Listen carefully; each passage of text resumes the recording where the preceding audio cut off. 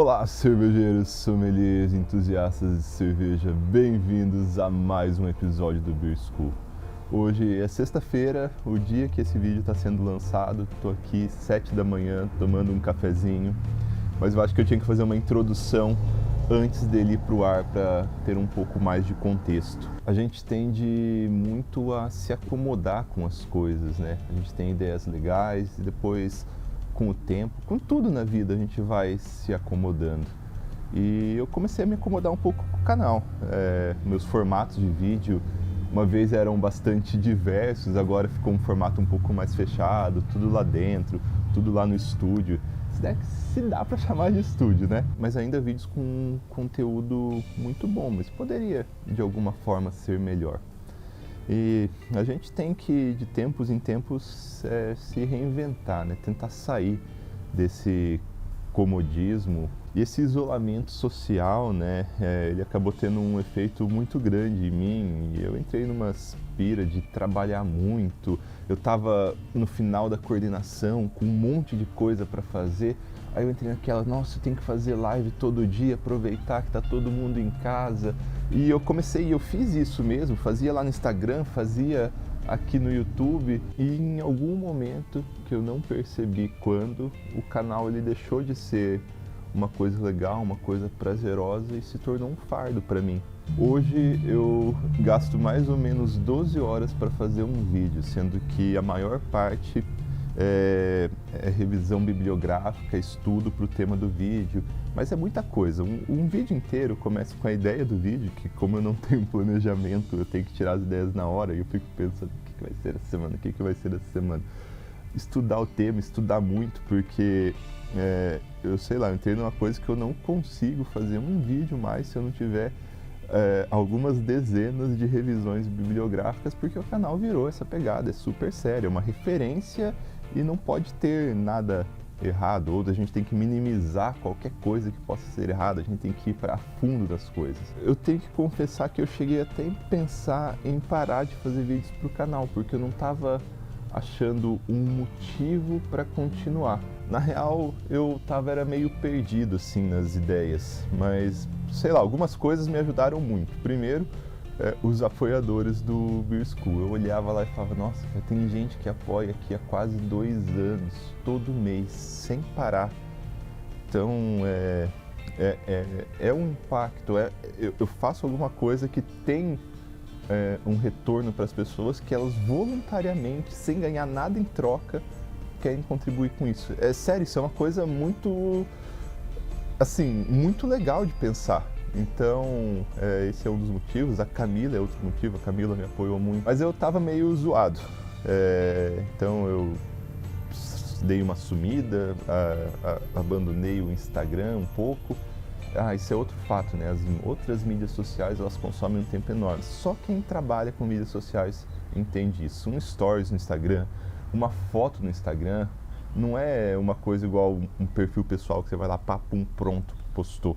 E assim, eu sinceramente não sou muito usuário de Instagram, assim, então eu acho que tem as partes legais lá, você pega, faz um stories aqui, nossa, quantos cervejeiros, milhares e milhares. Hoje um stories meu, assim, 5.000 pessoas que vê, muita coisa, né? Ainda mais que os vídeos no YouTube, só que, sei lá, é uma coisa rápida, a pessoa passa pra frente e tal, não é o mesmo impacto, obviamente. E esse tempo que eu tirei pra mim, ele foi muito bom, porque eu tava até meio desleixado com a cerveja, eu fazia aqui, mas fazia mais ou menos, tava esquecido das coisas, tinha cerveja no tanque há muito tempo, tem equipamento legal aqui que eu podia fazer review.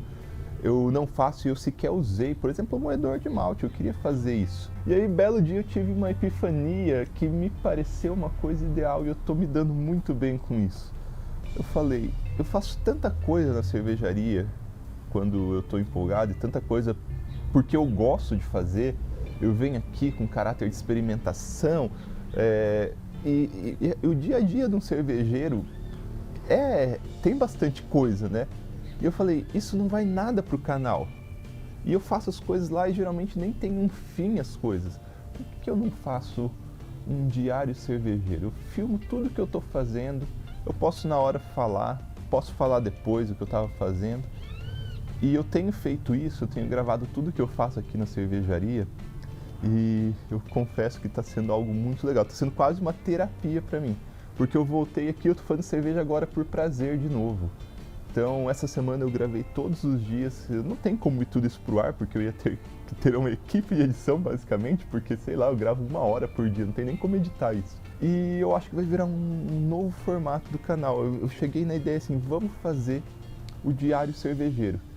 Tudo que eu fizer de cerveja eu vou gravar, até as ideias mais aleatórias, falha. Antigamente eu colocava tanta falha no canal, agora eu não ponho muito. E são coisas assim que são interessantes, porque tem um problema e tem a solução. Então, a partir de agora a gente vai ter um novo formato aqui no canal. Não sei se um novo formato definitivo, mas pelo menos um teste de novo formato, de quadro talvez. Espero que vocês gostem, espero que vocês deem dicas de como eu posso continuar e como eu posso melhorar esse formato. Então fiquem agora com o primeiro episódio, que talvez não tenha nem começo nem fim, mas ainda é um teste das coisas que estão por vir. Beleza, pessoal? Muito obrigado e vamos acompanhar nosso Diário Cervejeiro.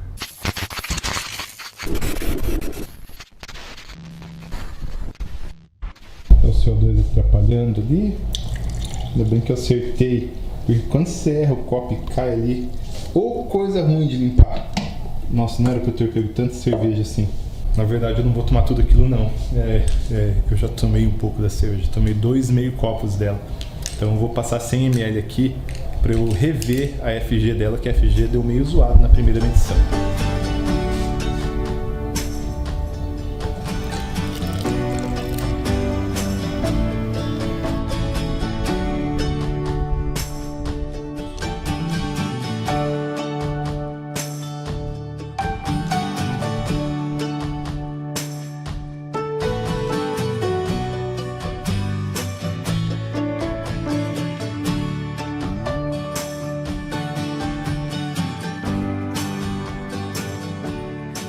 Com o tempo eu fui perdendo o hábito de fazer anotações, mas fazer essa análise, tirar um tempo para fazer essa análise da cerveja, parece que é algo fundamental para melhorar. Ah, ele tá querendo ver o que é o gato morto. O gato morto é um microfone que fica lá em cima, porque tem vento aqui fora. Bom, então minha metodologia foi mais ou menos assim. Eu segui a descrição à risca do WJCP, mas eu não tenho um estilo de comparação para dar notas. Então eu coloquei algumas anotações frente ao que eu gostaria que a cerveja fosse. Então o aroma, ele tem um tostado médio, não é agressivo, achei bem legal, puxa um chocolate também. E uma quantidade de éster muito baixa para um estilo tão high gravity. Então o éster é aquela sensação mais frutada, né? Ela tá uma cerveja razoavelmente limpa, o que é bastante interessante. Mas uma das coisas que a Bourbon County tem e que eu gostaria que tivesse aqui é a presença da madeira do Bourbon, que eu mal sei como é, mas eu vou chutar que é algo próximo de whisky. Então falta um pouco nesse aspecto.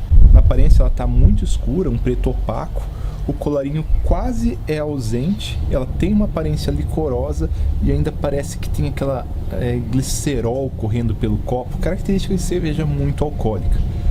A falta de espuma talvez possa ser uma falha, mas quando você vai ir para 15, passa de 15% de álcool, é muito difícil ter espuma, porque o álcool ele impede a formação da espuma. E apesar disso, eu achei que a cerveja ela ficou muito bonita. Então, para mim, para o que eu quero, a aparência, apesar de não ter espuma, tá nota 3, que é a máxima. No sabor tem uma coisa interessante, ela começa bastante doce, também o corpo tá altíssimo, 1050 mais ou menos. Só que alguns instantes depois ela passa a ser uma cerveja bastante equilibrada. E o final é amargo. Isso provavelmente tem a ver com a velocidade de sensação, né, dos receptores. Ela finaliza com amargor médio, ela remete a tostado, a chocolate, remete bastante a fruta escura e fruta vermelha também. Achei que a cerveja tem um ótimo sabor, porém repete o aroma. Falta o aroma de bourbon, falta o sabor de bourbon, falta o sabor de carvalho. Tô achando que eu pus pouca madeira nessa cerveja. Eu reaproveitei madeira nessa cerveja. Já tinha colocado em uma, tinha feito extrato com bourbon e aproveitei e joguei mais bourbon em cima e fiz o extrato de novo. Então não foi suficiente. E tanto no aroma quanto no sabor não tem quase nada de lúpulo. Bom, esperado, é tudo que eu queria mesmo. A parte de sensação na boca é talvez um dos pontos altos dessa cerveja. Ela preenche a boca, ela é licorosa, ela é aveludada, você sente a carbonatação, é muito, muito legal. E eu acho que quase sempre que você pega uma cerveja tão high gravity assim, com uma FG tão alta, você vai ter uma sensação parecida. Quase todas as cervejas super high gravity que eu tomei até hoje, elas foram muito impactantes. E aqui ela impacta mesmo. É perceptível um calor alcoólico e não chega a ser desagradável. Eu acho que chega até a ser um complemento pro estilo. Acho que você espera, num estilo tão alcoólico, ter um pouco de calor alcoólico. Igual tomou um conhaque, você espera que tenha calor alcoólico descendo, claro que não nessa intensidade, mas ela tem um calor alcoólico médio aí que entrou muito bem. Agora, o final da cerveja dá uma sensação de acidez de malte escuro, que não é a mesma acidez que vai ter numa sour, por exemplo, uma acidez talvez de um café, assim, de um grão muito torrado, de um grão muito tostado. Isso aí dava para tentar trabalhar. E parece que a carbonatação ela diminui com o tempo. Então ela chega bem cremosa, mas fica ali 3 minutos, parece que você perdeu carbonatação, que não faz muito sentido. Então talvez a carbonatação ela não tá média, mas a gente tem uma sensação por causa desse corpo tão alto, desse tão aveludado, na verdade a carbonatação tá baixa. Talvez eu possa aumentar um pouquinho a carbonatação dela. E agora a gente tem uma equação muito mais precisa do que quando eu fiz pela primeira vez, né? Bom, em geral, então é uma cerveja bastante equilibrada, neutra, para os padrões de uma cerveja de tão alto ABV, né? Em questão de éster e até questão de álcool superior. E assim, me parece que ela é uma base perfeita para eu explorar um pouco mais. Eu cheguei no que eu queria de uma base de cerveja. E eu anotei depois um pouco de acetil.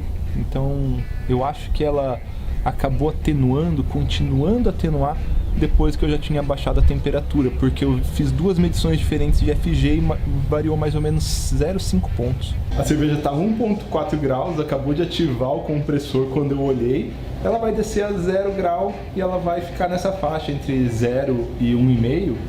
Então eu vou carregar essas informações aqui todas, a pressão e a FG, na calculadora e ver quanto que deveria ser o ideal e como que está agora a carbonatação, né?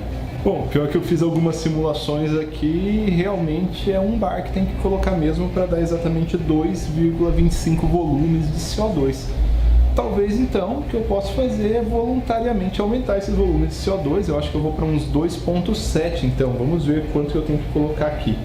Coloquei 2,7 na calculadora, mantive tudo igual. E eu vou ter que colocar então 1,13 bar de CO2. A calculadora está lá no blog do canal. Difícil é ver nesse manômetro, né? Quanto que é 1, quanto que é 1,1, quanto que é 1,13. Na verdade eu decidi usar isso que eu não tinha usado ainda. Isso é um cinderizado que está feito para colocar aqui no Tecatan, que tem a curva, tem tudo. Então eu vou usar ele, vamos ver.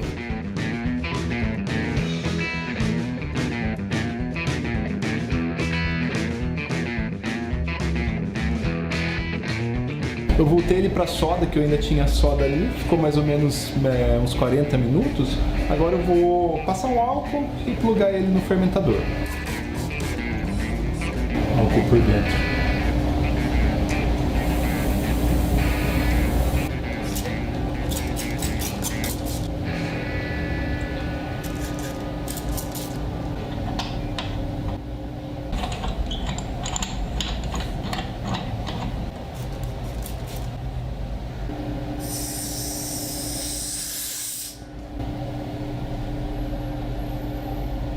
Eu queria tentar usar essa pedra de carbonatação sem vedar rosca, então eu vou apertar ela bastante, mas não é garantia que vai vedar não. Talvez eu tente não usar, porque sempre tem veda rosca e tem contato com a cerveja, é uma possibilidade de ponto de contaminação.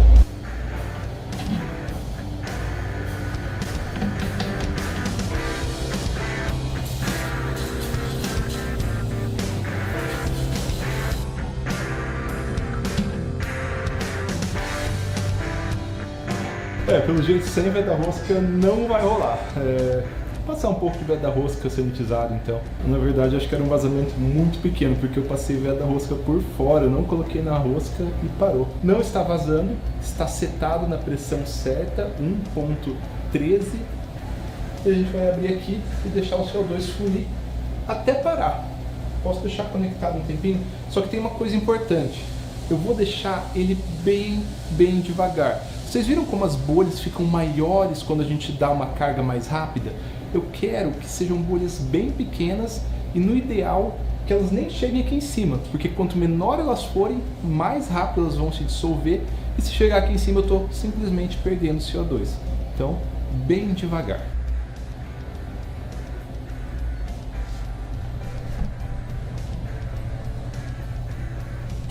Tá bem devagar, eu consigo ouvir fluir o gás lá para dentro.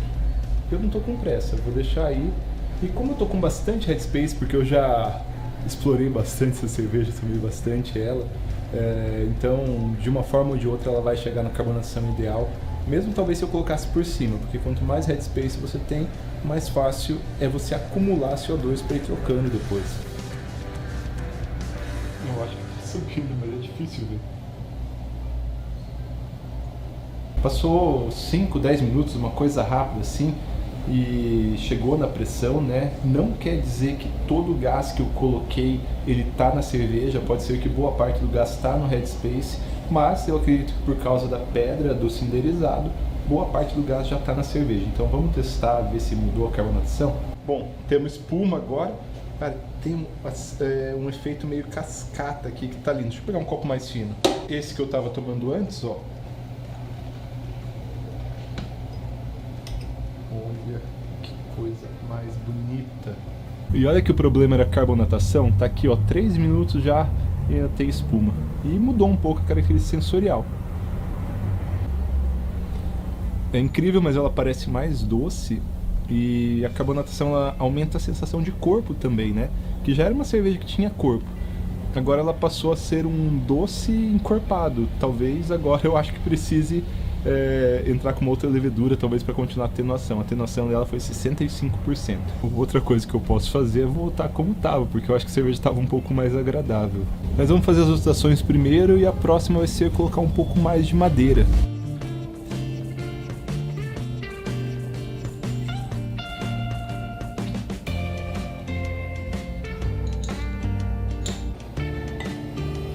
Que mancada, eu nem me toquei que eu ressuspendi levedura e fazia tempo que ela estava clarificando.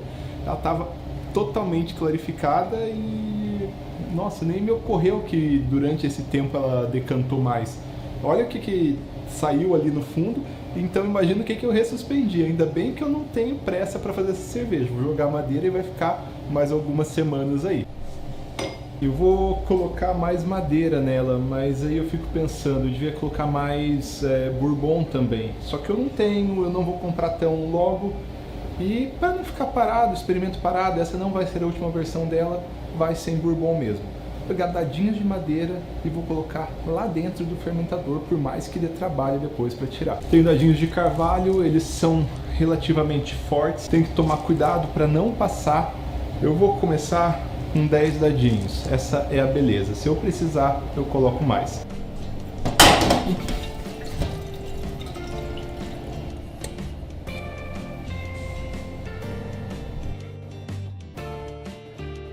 Então basicamente a gente pasteurizou o dadinho, a gente tem esse extrato onde realmente extraiu parte do aroma, ele tá bem cheiroso, tá bem gostoso, tem um cheiro de carvalho, tem um aroma de carvalho bem legal. Lembra chá, talvez, porque está quente também. Bem, por causa dos taninos, né? Não sei se a gente sente o aroma do tanino, mas o tanino é um componente que tem na madeira e tem no chá. Eu vou escorrer essa água, colocar os dadinhos lá em cima.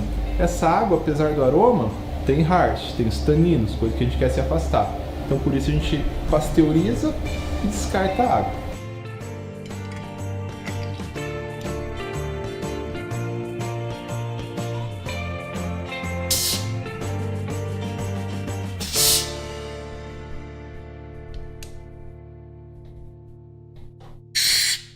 Eu acho que eu ainda poderia tentar algumas coisas, como elevar a temperatura para fazer um diacetyl rest, mas pode ser que não compense mais, né?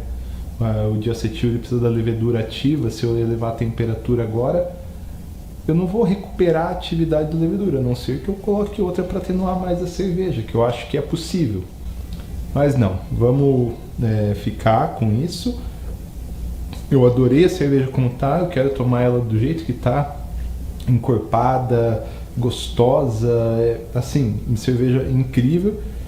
De acetil pode ter pouco, então vamos aguenta, né? Acontece.